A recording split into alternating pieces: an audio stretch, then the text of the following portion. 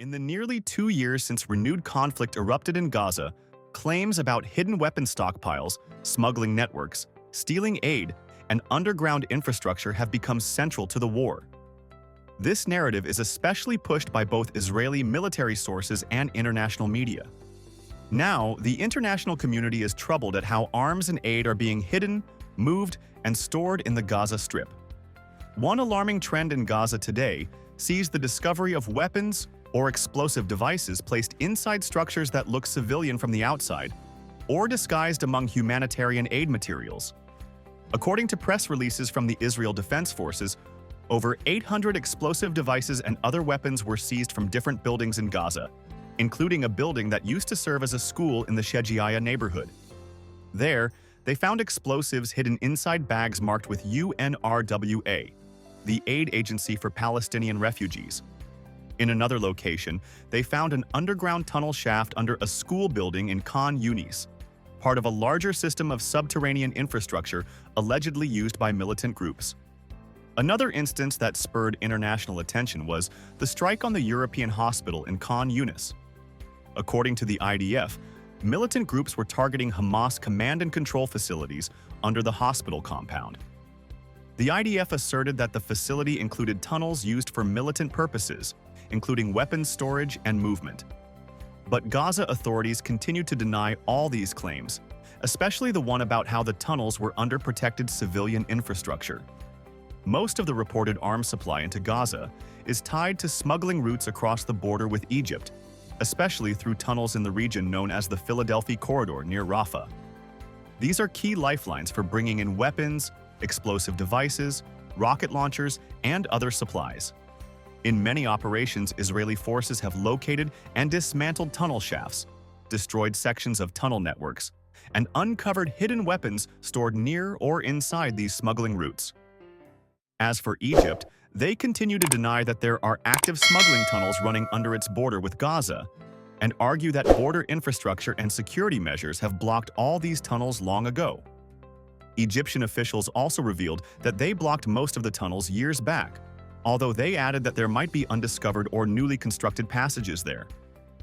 With the conflict at its height in Gaza, it becomes more difficult for the international community to verify all the claims about the hidden weapons being smuggled into the region. Israeli claims are detailed, and it often includes geographic references, images, or even video, but independent verification is hard to come by. Humanitarian organizations, diplomats, and some media outlets have raised some concerns about the accuracy of some claims, especially when they involve hospitals, schools, or aid-marked facilities. Some of the evidence presented has been challenged for being misplaced, misattributed, or taken from earlier conflicts.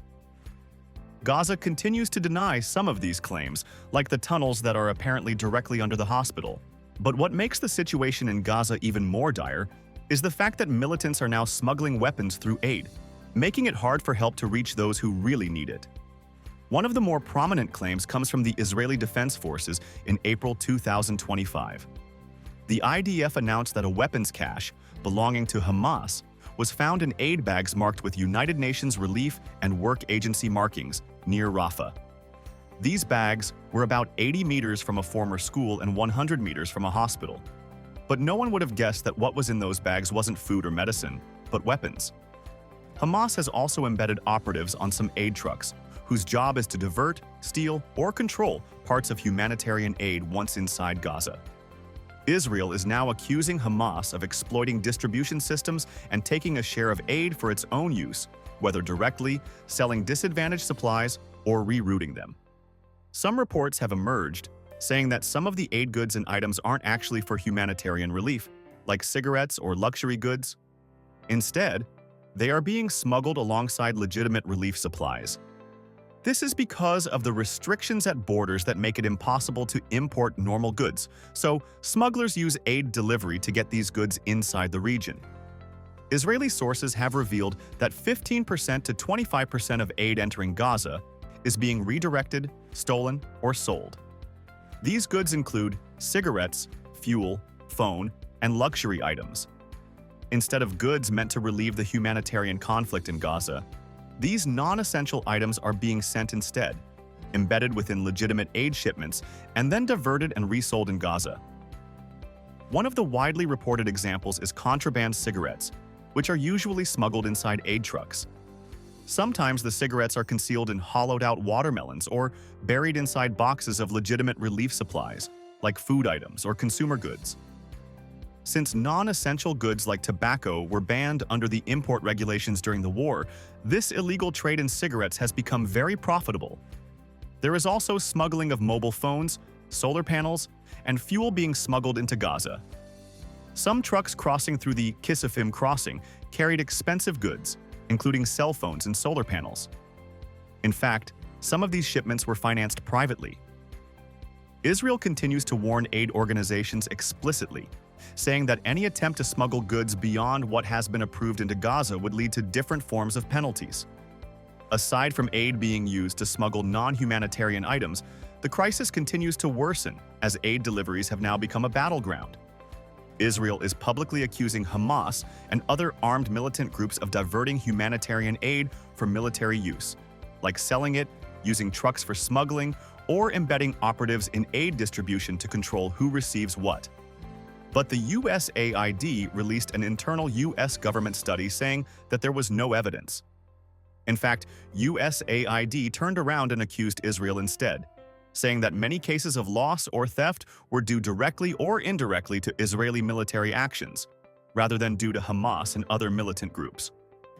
With civil order breaking down in Gaza, the breakdowns in protection and desperation have now contributed to reports of looting, hijacking, or theft of aid within Gaza. Aid convoys are constantly being intercepted or looted, sometimes by armed gangs or by desperate civilians. In one shocking incident, 100 trucks carrying aid were hijacked. So even if humanitarian organizations send aid to Gaza, much of it never reaches those that are truly in need because of diversion on the local level, uneven distribution, or theft. The challenge is worsened by chaotic distribution routes, damaged infrastructure, and the lack of safe routes in Gaza. To make matters worse, there have been some misleading claims about aid being sent to Gaza, but it turned out that they were all lies. There were videos circulating online showing China airdropping aid into Gaza, and it was all over the news. But it was later revealed that China never actually dropped aid in Gaza, and it was just fake news.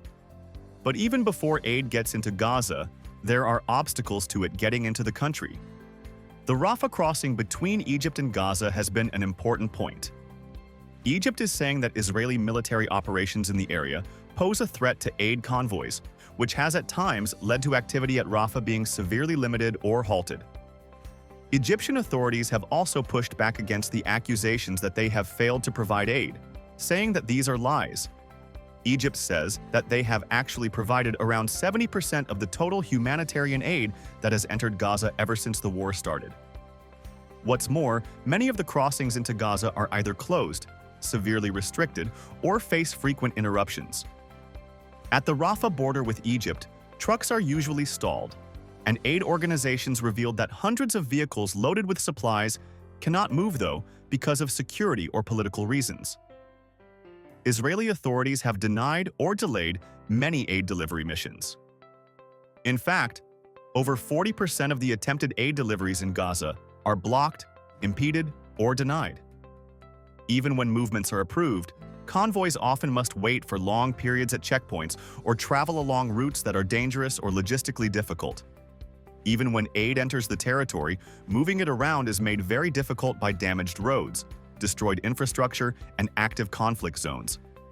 Some routes have been called secure, but convoys still face a lot of hazards like unexploded ordnance, destroyed bridges, or shelling. This has made it unpredictable to deliver aid. Warehouses, storage facilities, and transportation networks inside Gaza have also been severely damaged or destroyed. This means that even when supplies arrive at crossing points, distributing them to where people need them most is very hard. To make it worse, aid agencies have reported that the process of getting permissions, coordinating routes, or gaining access through checkpoints is complicated, slow, and often stopped without any clear justification. They never know when or why their request to deliver medicine or water is refused or delayed. Also, communication issues make it much harder for aid to get into Gaza. There are always blackouts, poor connectivity, insecurity of travel, and breakdowns in local governance. So, aid teams don't even know where to go. Conflict and military operations create no-go zones, displacement orders, or areas deemed too dangerous for humanitarian access. At times, whole regions are cut off from safe passage. Aid convoys have been looted or attacked. Sometimes the routes designated by authorities are limited to a small number, creating bottlenecks and leaving many areas unreachable. There's a wide gap between the aid being sent and what's being received by those who need them. Perhaps one of the more tragic dimensions is the disparity between what is promised by states, UN agencies, or other donors, and what actually reaches civilians in need. Delays at crossings, inspection regimes, military operations, damage to infrastructure, looting, and diversion all reduce the effectiveness of aid. For instance, while large tonnages of aid might be announced or shown entering through crossings or discussed in flotilla attempts, actual distribution has been limited by physical damage, security concerns, or logistical breakdowns. The humanitarian reports are warning that even with dozens or hundreds of trucks entering Gaza, most of the vulnerable population remain unreached. With weapons being smuggled into Gaza and aid not getting to where it should, the humanitarian toll has escalated dramatically. The latest reports are painting a picture of mass death, enormous displacement, failing health systems, and a crisis nearing famine. Gaza has suffered over 67,000 reported Palestinian deaths since the conflict intensified, with about one-third of those killed being children. Hospitals have been bombarded, severely damaged, or shut altogether, and only about 14 hospitals are partially operational. Even newborns are forced to share oxygen masks, and medical equipment in the region is stranded because aid can't get through. Displacement has also affected almost all of Gaza's population. About 2.1 million people have been displaced already, and many have been uprooted multiple times, sometimes over 10 times. The destruction is widespread.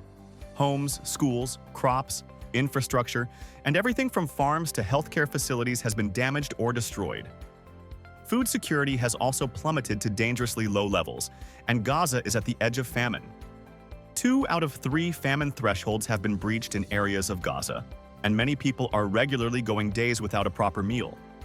Now that Gaza is dealing with hidden weapons and aid within the region, the world is watching to see how the conflict would finally be resolved.